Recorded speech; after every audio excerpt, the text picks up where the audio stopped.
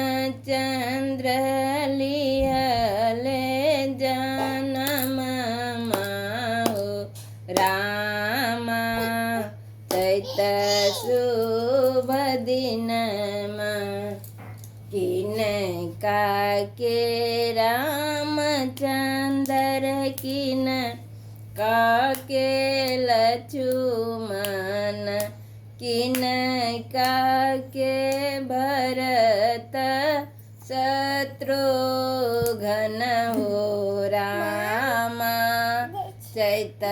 शुभ दिनमा रामचंद्र लिहले जनमिया हो रामा चैत शुभ दिनमा कौसल्या के रामचंद्र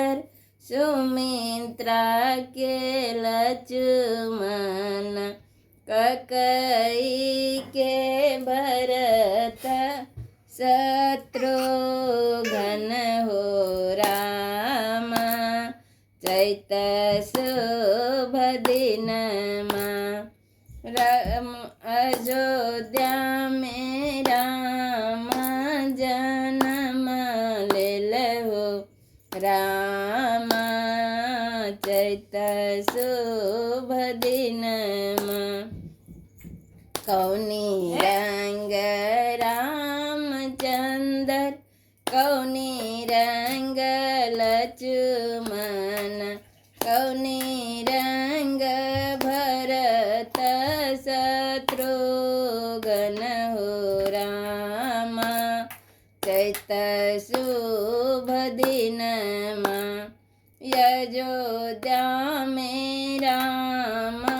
जन्म लेल हो रामा चैत शुभ दिनमा सांबर रंग रामचंद्र गोरे रंग लक्ष्मण साबर गोरे भरत शत्रुघ्न हो रामा चैत शुभ दिनमा